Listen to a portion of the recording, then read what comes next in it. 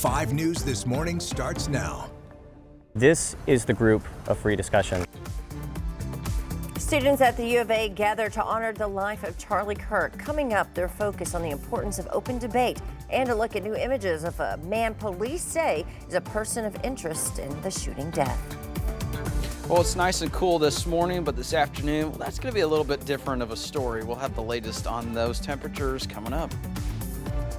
And we're taking a live look in Prairie Grove right now, where the Tigers will host the Farmington football team for our football Friday night. Okay, we'll get lighted. Now, 5 News reporter Jacob Luthi, he'll be live with the preview of the matchup, and it looks like we've got a few people out there celebrating this morning. Oh yeah, they're looking good this morning. They got a lot of team spirit. Let's go ahead and take a live look over Fort Smith. Good morning to you there near the Marshals Museum at 6:30. I feel like we're off to a great start because it's Friday for one, football Friday night, and there ain't going to be no rain to wash us out. Yeah, and unfortunately, Mother Nature looked at all that and went, you know what, those conditions look pretty good, but let's throw some summer temperatures out there while we're at it. I knew we couldn't have it all. Oh, yes. So there's always just a little bit of a trade-off with Mother Nature and our weather. As you can see, there's a couple clouds here and there in northwest Arkansas, but not too bad starting off this morning. Nice and on the cooler side, 61 in Fayetteville, and you can see calm winds as well, so feels pretty good out there. 69 in Fort Smith and light winds, so it's leading to a pretty good morning across the area. A little bit on the cooler side, but unfortunately, those temperatures, they're just going to get warmer from here on out. So as you start your morning, lower to mid-60s into the lower 70s across the area, so it's a little bit on the better side in terms of those temperatures now, but it's not going to last forever, as I mentioned. And you can see that with the hourly forecast throughout the day today. We're going to reach the lower, maybe even mid-90s in some portions of northwest Arkansas, River Valley. It's a beautiful sunrise there in the background, as you can see there in Ozark. It's going to reach right around the mid, maybe even upper 90s across the area. Which feels like temperatures that are going to be a couple degrees off, but the good news is it's not going to be, 110 in terms of those feels like temperatures. It's just going to be a couple degrees off. So on the warm side, keep that in mind if you got any sort of plans. And if you're planning to head out this afternoon and evening, probably don't need the jacket or anything like that. Stay hydrated just because it's going to get hot and it's going to be dry for a while. Now, that's a look at what we got there. Let's take a look at your traffic across the region. And you're going to be looking at I-540 at 0 Street. And you can see activity picking up in the River Valley. Hopefully you have a great start to your morning and a great commute. No accidents to report on at this time, but we'll be watching it throughout the morning.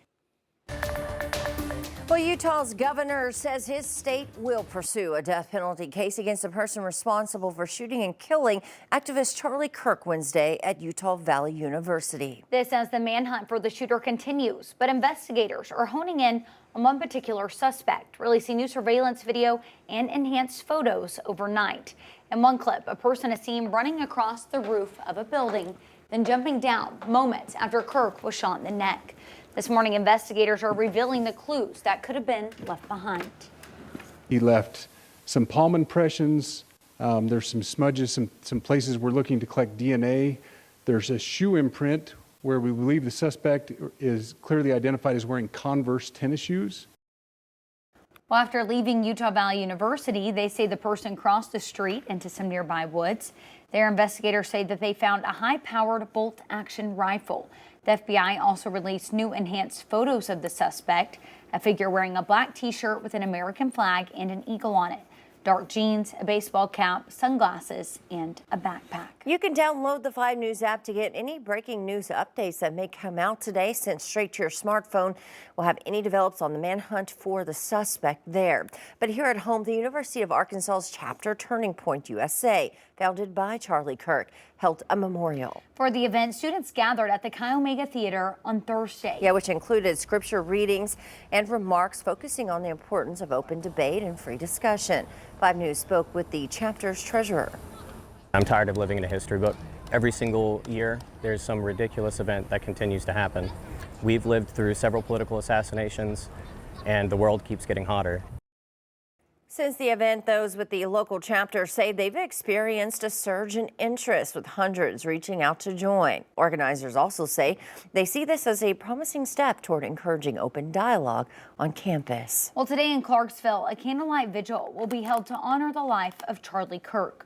Mourners will gather at the Johnson County Courthouse steps at 7 this evening. Meanwhile, the killing of Charlie Kirk has a number of lawmakers calling for less provoking political rhetoric. Amy Kiley reports that it's also prompting safety concerns among elected leaders. He was an advocate of nonviolence. That's the way I'd like to see people respond. The White House and Congress are increasing security after the shooting of political activist Charlie Kirk. A source says that includes in President Donald Trump's box at the Yankees-Tigers game last night. The New York team says it also beefed up entrance screenings. Another source says organizers moved a 9/11 ceremony for the president's security yesterday. But Trump says he's not concerned about his safety. Not really. I'm really concerned for our country. We have a great country. We have a radical left group of lunatics out there. Congressional leaders say they might boost security for lawmakers. We're in a deliberate review process right now to determine what measures are appropriate, how much we could allocate for that. We've got to protect people who run for public office, or no one will. House Speaker Mike Johnson says yesterday he discussed cooling the political rhetoric with Minority Leader Hakeem Jeffries. We have to figure out a better way to come together, not as Democrats or Republicans, but as Americans. Several members of Congress say they worry about their individual events. I've talked to my wife, and she really wants me to start wearing a bulletproof vest. I like being accessible, but being accessible is starting to look like being vulnerable. I'm Amy Kiley reporting. Well, we're learning more about the school shooting that happened outside of Denver, Colorado on Wednesday. Police identified the student who shot two others at Evergreen High School as 16-year-old Desmond Hawley. Hawley died of self-inflicted injuries. Police say the 16-year-old was radicalized by an extremist group. The two victims of the shooting are still in the hospital at this time. One remains in critical condition. One victim was identified as 18-year-old Matthew Silverstone. This morning, Oklahoma investigators are searching for a person of interest in connection with a double homicide out of Clayton. The State Bureau of Investigation saying that Jeffrey Scott Baker is believed to be either in the Pushmataha or LaFleur County area. OSBI shared this photo of Baker. They say on Thursday, deputies found an elderly couple dead at a home along Highway 43. Baker is the victim's son, and they say he could be driving a gray Dodge Caravan.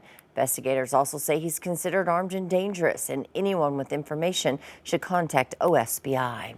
Well, Fort Smith man has pleaded not guilty to stabbing and killing his husband with a screwdriver. Investigators say they responded to a wooded area outside of Van Buren last month and found Kevin Witt dead near a campsite.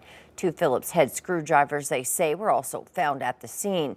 Police later arrested Kevin's husband, Gregory Witt, and charged him with murder.